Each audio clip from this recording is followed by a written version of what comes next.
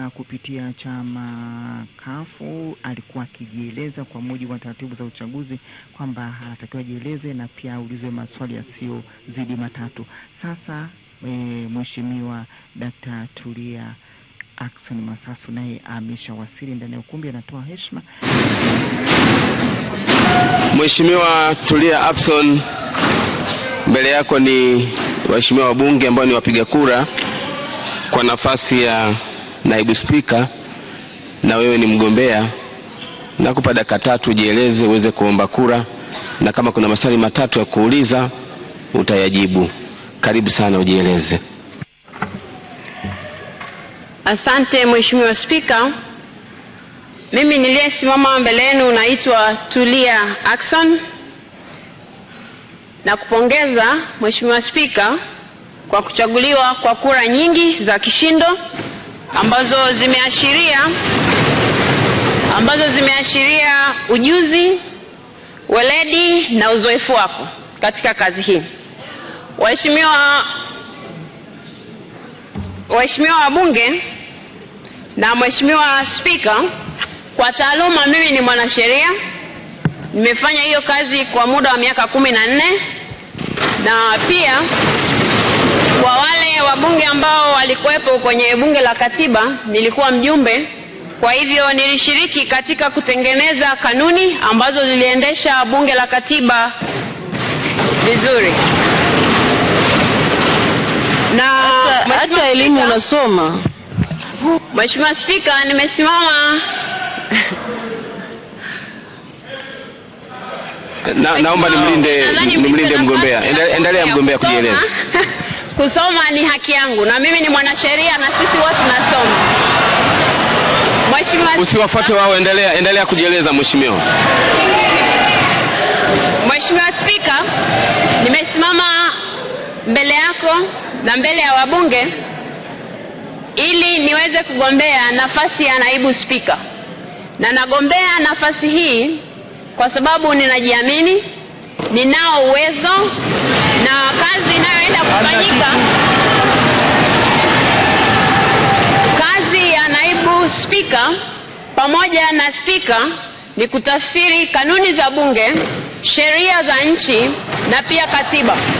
Na mimi hayo ndio maeneo ambayo nimebobea kikazi. Kwa hivyo Mheshimiwa Spika, nimesimama mbele yako na mbele yenu wabunge kuomba kura zenu kwa ajili ya hii nafasi ya naibu spika. Na mimi naahidi kwamba nitawatumikia wote bila kujali vyama vyetu, bila kujali taaluma za watu, bila kujali hali ya mtu, mwanamke, mwanaume, mbunge kijana, mbunge wa umri wa kati na pia mbunge mwenye umri mkubwa. Nitakuwa mtumishi wa wabunge wote kwa pamoja. Kwa hivyo waheshimiwa wabunge, naomba kura zenu, mimi nitakuwa mtumishi wenu. Asante Mheshimiwa Spika.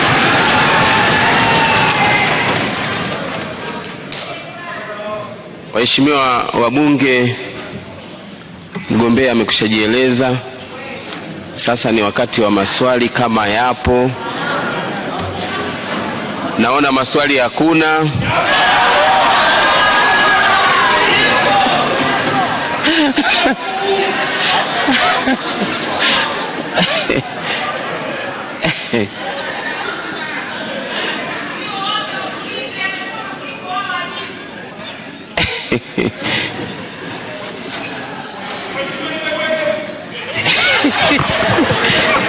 Mheshimiwa Spika, naomba maniruhusu, naomba wote wanaume, lakini dada mmoja tu, nimpe dada pale. Mheshimiwa, una nafasi ya kuuliza swali. Esther. Nashukuru sana. Jitambulishe. Nisikike vizuri sindi. Naitwa Esther Nicholas Matiko, mbunge wa jimbo la Tarime mjini. Mheshimiwa Spika, naomba nimuulize mgombea wa nafasi ya naibu spika, ndugu Tulia. Tunatambua kwamba alikuwa ni naibu mwanasheria mkuu wa serikali, na kipindi hicho hakutakiwa awe ni mwanachama wa Chama cha Mapinduzi au chama chochote kile. Kulikuwa kuna kesi ya uchaguzi na alihusika, na wote mnajua ni maamuzi gani yalitoka. Lakini baadaye, niache niulize swali, baadaye tulieni kidogo. Aliendelea akatoa yale maamuzi na ikasikika. Msikilizeni atajibu jamani. Mheshimiwa Spika, swali langu jamani, namlinda muuliza swali. Nenda kwenye swali moja kwa moja. Swali langu sasa. Hayo ni majungu, sio swali. Leo unaomba nafasi ya unaibu spika. Bado unaomba nafasi ya unaibu spika. Iwapo ukiwa mtendaji wa serikali, tena nafasi nyeti sana, lakini tayari ulikuwa unachukua side ya UCCM wakati unajua kabisa sheria ndio natafsiri mustakabali wa nchi yetu, ndio natoa haki. Utatuaminisha vipi sasa tukikupa nafasi ya unaibu spika, hauta side na Chama cha Mapinduzi, ukaacha kusimamia maslahi ya nchi yetu, kuhakikisha kwamba bunge hili linasimamia serikali ili kuhakikisha tunatekeleza mustakabali wa nchi yetu? Tutakuamini vipi kwamba utachukua side na ikizingatia kwamba umekuja kwa mlango wa nyuma? Asante sana. Majungu sio mtaji.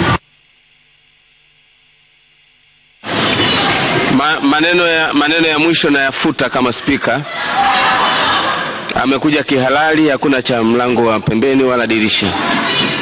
Mheshimiwa Tulia, jibu swali hilo. Mheshimiwa Spika, swali la Mheshimiwa Esther Matiko kwamba nilichukua fomu nikiwa naibu mwanasheria mkuu wa serikali.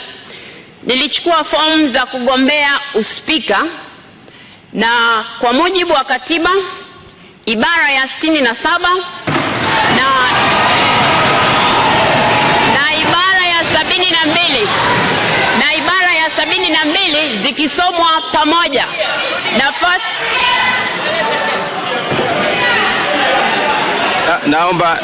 Naomba tumsikilize. Apeleke shule. Waheshimiwa wabunge, ili tumsikilize vizuri. Naomba arudie tena kidogo vile vifungu hatukuvisikia vizuri. Mheshimiwa Tulia, endelea.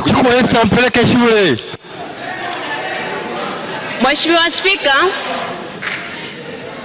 kama nilivyosema, ibara ya 67 ibara ndogo ya pili G inanisema mimi kama afisa mwandamizi wa serikali, na ibara hiyo inaongelea sifa za kuwa mbunge. Na wakati nikichukua fomu, spika anaweza kuwa mbunge au mtu mwingine yoyote mwenye sifa za kuwa mbunge. Mheshimiwa Spika, ibara ya 72 inasema hivi: afisa mwandamizi wa serikali anakoma kuwa kwenye huo uongozi kama akigombea nafasi akiwa candidate. Sasa candidate ni mpaka huo umepita kwenye mchakato. Kwa hivyo peleka shule hao. Kwa hiyo Mheshimiwa Spika, mimi kuwa naibu mwanasheria mkuu wa serikali na kuendesha kesi ndivyo tafsiri ya kifungu hicho cha 104 kwamba kinakataza mikutano.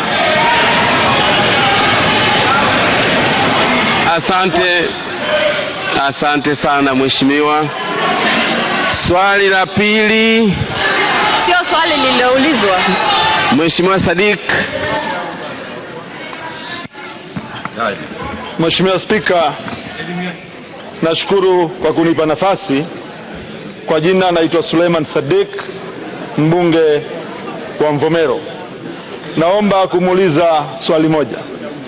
Mheshimiwa mgombea, nimepitia CV yako, nimeona umebobea sana kwenye taaluma yako ya sheria. Nimeridhika na hilo na tunahitaji naibu spika mwanasheria, na kupongeza kwa hilo. Swali langu, je, utaitumiaje sheria ambayo unayo, taaluma yako na weledi wako kutoa elimu ya ziada kwa wale ambao hawajui lolote ndani ya bunge hili, ili waweze kuelimika kupitia nafasi yako. Asante sana.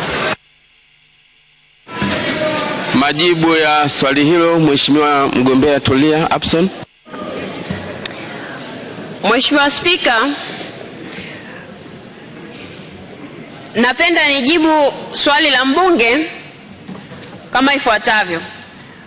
Kwa nafasi ya naibu spika akimsaidia spika, mojawapo ya kazi za kufanya ni kutafsiri kanuni, katiba na sheria zilizopo ili kuweza kutenda haki kwa makundi yote yaliyoko humu ndani kwa ajili ya faida ya taifa hili.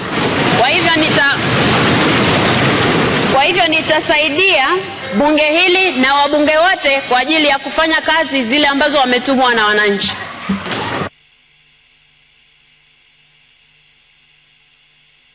Mheshimiwa Silinde, nimekuona.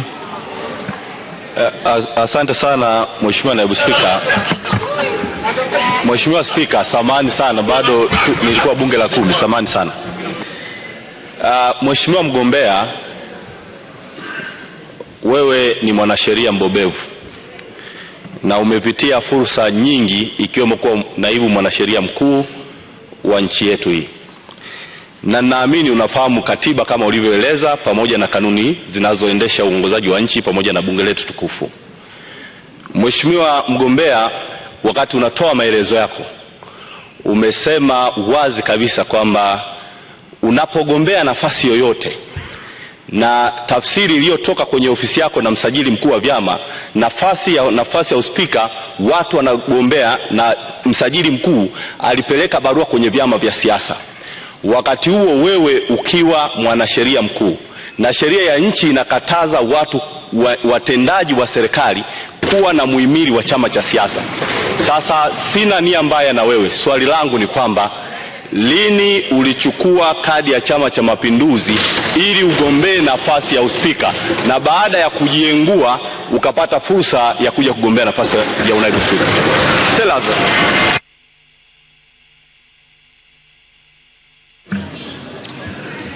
Bado napima hili swali ni swali kweli au?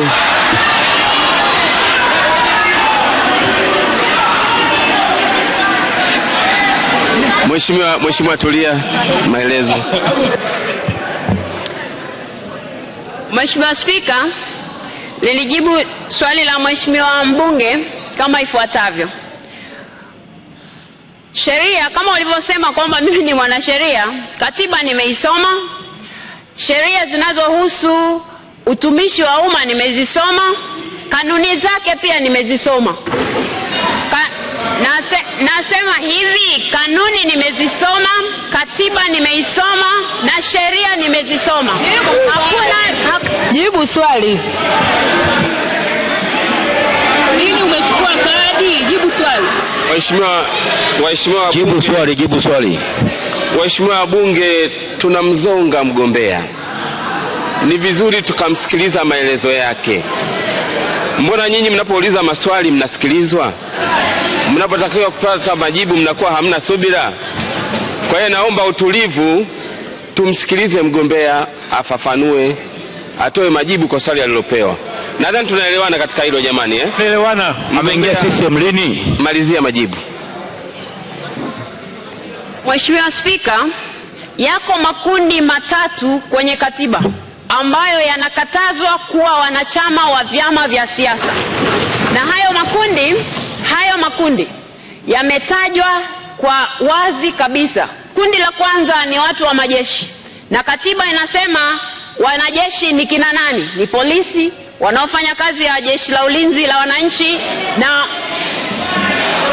Ngwani, sikilizeni. Mengia CCM lini? Jibu swali.